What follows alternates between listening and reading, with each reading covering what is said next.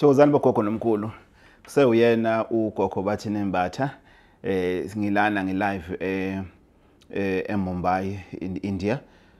Ngani zakwethu lana okunye okubaluleke kakhulu engufundile lana elokhuzaneni India.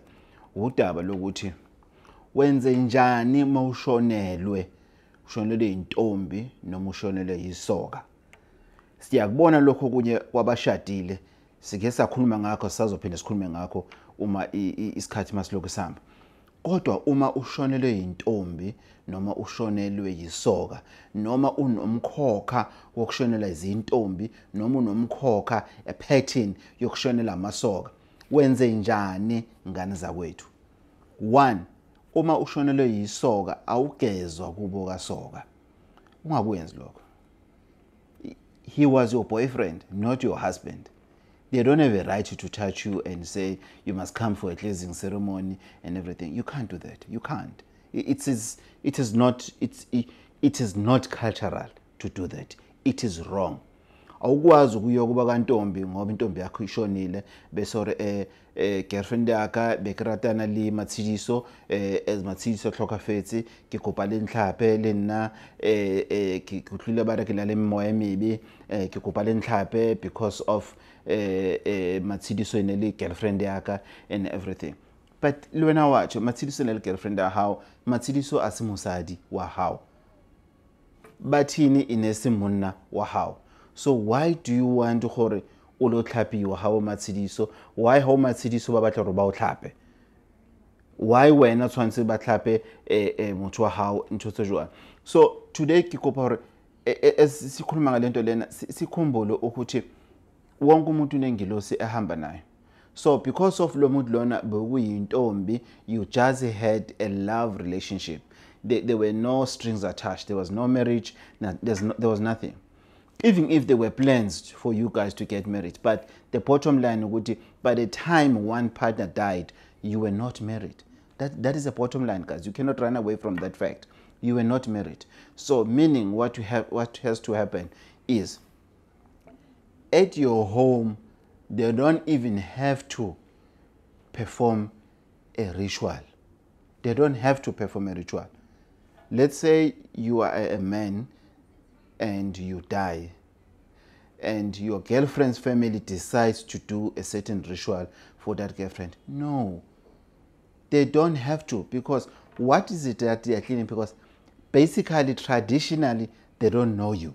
Even if the mother knew you while you were still alive and everything, but ngokwamathongo habawutsebi abakutebi. So what needs to happen? You need to go to a traditional healer and say to the traditional healer, I'm not here ukuzohlola. I'm here ukuzogezwa. Ngishonelwe umuntu engithandana naye. Uyogezwa insila yalo muntu lona ekuwena. Remember, this person you were kissing, you were exchanging umjuluko naye while you were having sex. This person, you were having sex with them. Whether you were condomizing or you were not condomizing, it doesn't matter. But uyogeza konke lokho wena.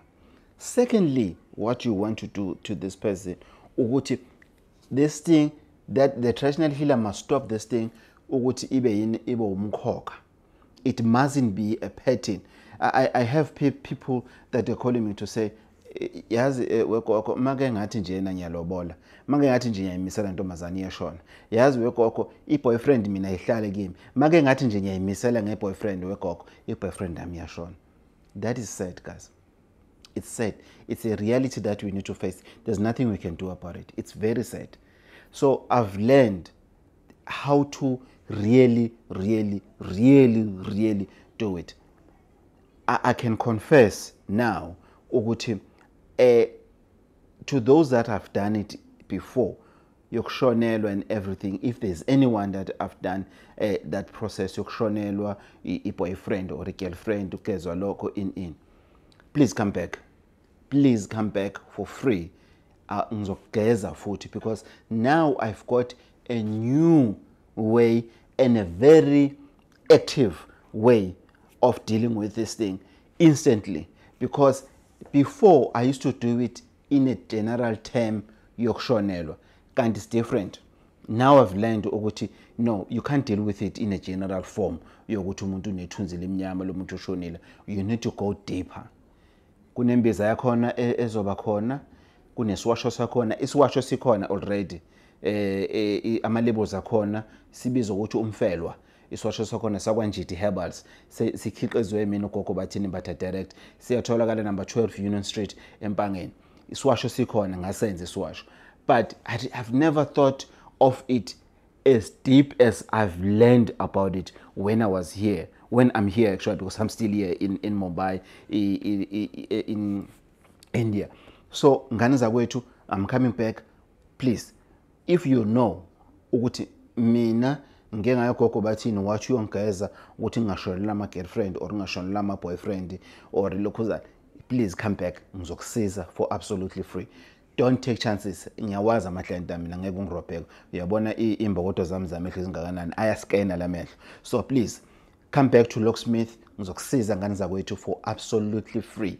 If ever uke wafika before and you've paid and you feel ukuthi lento lena usushonelwe futhi, even if ungakashonela ngane zakwethu, please come back, I will help you.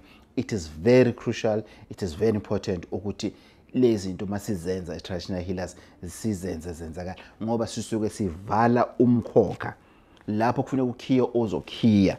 Usho Locksmith lapho uzokunika ukhiye nengidi bese siyashisela ukuthi ungabi nepattern ukuthi njalo wena uyashonelwa, njalo wena ama girlfriend akho, even if une problem ukuthi njalo wena musuzolobola igirlfriend yakho ivele ihambe and everything. Watch the previous videos. I've already uploaded 1 or 2 of them. Saluka sendoda uGogo Bathini Mbatha Locksmith uqobo umavula kuvala emzini omanye amadoda. Yo, i-technician yedlozi, i-engineer yomsamo, ngane zakwethu ngiyayithanda lento. Please stay tuned for more videos on Gogo Bathini Mbatha TV. Don't forget to subscribe.